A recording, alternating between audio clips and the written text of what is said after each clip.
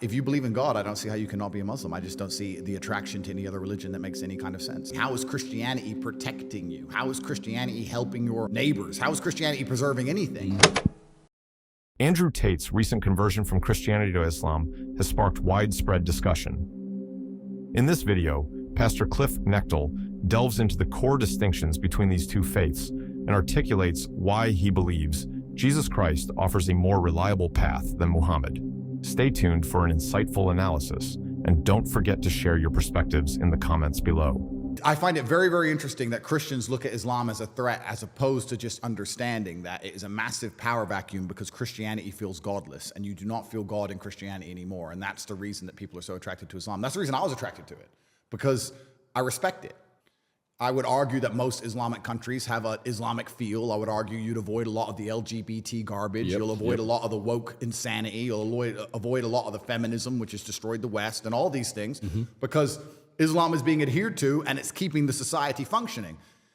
Do I go to Christian countries and feel like Christianity is preserving them? Not really. You know the best thing about Islam? The best thing about Islam is how simple it is, because there's wrong and right. It's a simple religion. Well, it's wrong and right. I mean, you look at other religions and it's also subjective now. Yeah. That's why I've said many times on different podcasts that it's the last true religion. If you don't have a strong barrier, if you don't have a yes and a no, you don't have a religion. If you tolerate everything, you stand for nothing. And if you believe in God and you say, I believe in God, but I'm not a Muslim, I'm going to say, okay, that's fine. You're a Christian. What is Christianity anymore? What does it mean? You can go to a Christian country and you'll get in more trouble for insulting George Floyd than you will for insulting Jesus Christ. Yeah, for sure. You can walk down the street with a t-shirt saying Jesus is gay. Girls barely go to church. If they do, who knows what they were doing the night before. None of it means anything. And then if you go and find a Christian that says this trans person has changed gender, what do you think about that? Christians are so soft, they're going to go, well, I hope he finds redeem, and I hope he finds guidance. Haram, bro. Haram. No, you didn't. It's haram. And I like that it's yes and no. And what's the point in a religion if you're too afraid to say what you believe in or afraid to stick up for it? If you wake up and you want to truly live a religious life and you want to feel like you have religious conviction and you want to feel the fraternity of a religious life and you want to have the boundaries and constraints of a religious life, you're going to be attracted to Islam. You're not going to be attracted to Christianity because you can wake up and say, I'm a Christian, and nothing changes. Yeah. Nothing changes and nobody cares.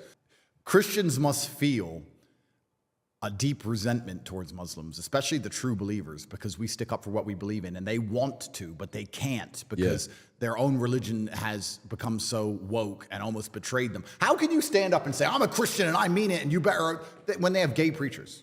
Like, it doesn't make any sense. And your fellow Christians will turn on you and call you a bigot. Your fellow Christians will call you a bigot and call you hateful for saying that a man shouldn't chop his dick off. And then you're going to sit there and say, I'm a true Christian. Yeah, it doesn't work. So all the Christians I speak to who truly believe, and I've spoken to a lot of them, they are very envious of Islam. And then I'm like, well, then what's the delay? But they feel like an affinity to Christianity because they were raised with Christianity or they're born Christian. And perhaps they see Islam as a Middle Eastern religion, which is kind of interesting because Christianity is a Middle Eastern religion. Yeah. They're from the same place. Yeah, they all spiral they stem from the same country as the Middle East. Let's go back to basic fundamentals. Say I'm undecided, okay? And I'm in a market, I'm watching Andrew Tate. Goes from being a Christian to being a Muslim, okay? And believe it or not, he's got a lot of influence with young men. So, hey man, I love what this guy has to say. I agree with him. Why would a guy as great of a communicator as him and as many followers as he has, why would he become Muslim? I'm curious. I'm willing to bet he influenced a lot of other young men to also become Muslims. Cool, let's put that there. Christianity, okay? Catholic, we can put these together, right? Judaism, you're seeing what's going on here. How do you differ? If you were to, in a very basic way, as a professor, as a pastor, what is the difference between being a Christian, between being a Jew, between being a Muslim? All right. So Jews believe that Jesus was not the Messiah and was not a good prophet. And he obviously wasn't God. Muslims believe that Jesus was a very good prophet, and a typical devout Muslim has far more respect for Jesus than the typical American, because a devout Muslim believes that Jesus was born of a virgin, lived a sinless life, and because he was such a good prophet, God would never allow him to die on a cross, so he took him to heaven. So the cross and the resurrection are wiped out, but a devout Muslim believes that Jesus is going to return a second time. So they believe in Jesus as a good prophet. Repeatedly in the Quran, Muhammad says Jesus is not God. But in the New Testament, the eyewitnesses who saw and heard Christ insisted Jesus claimed to be God by both his words and his actions. Mark chapter 2, he forgives the sins of a man who's lowered on a mat from the ceiling, never even seen the guy before, and all the religious people say, that's blasphemy. Only God can forgive sin. Yeah, by claiming to forgive the sin of that guy, Jesus is claiming to be God. And in John 8:58, Jesus says, before Abraham was born, I am. And the Jews did not call God G-O-D. They called him I am, Yahweh. And Jesus very intentionally took the name of the eternal pre-existent God, applied it to himself, and they picked up stones to stone him for blasphemy. So you see, the basic issue is who is Jesus? And Judaism, Islam, and Christianity disagree. Now here's my problem with Islam. I have a lot of respect for the fact that one of the 5 pillars of Islam is give alms to the poor. I respect that. Obviously, Jesus taught that. I appreciate that Muhammad had a very high view of Jesus as a good prophet. But here's some of the problems with it. The miracle of Islam is not a person, it's a book, the Quran. In order to know that revelation, the clear revelation of God, the Quran, best, you have to learn Arabic. In other words, God is revealing himself in Arabic most clearly. The miracle of Christianity is not a book, it's not the Bible, it's Jesus Christ, the person who is God in human form. So, am I going to be attracted to a religion that says, Arabic, that's what you got to go? Or no, Jesus loves the world and gives him his life for everybody.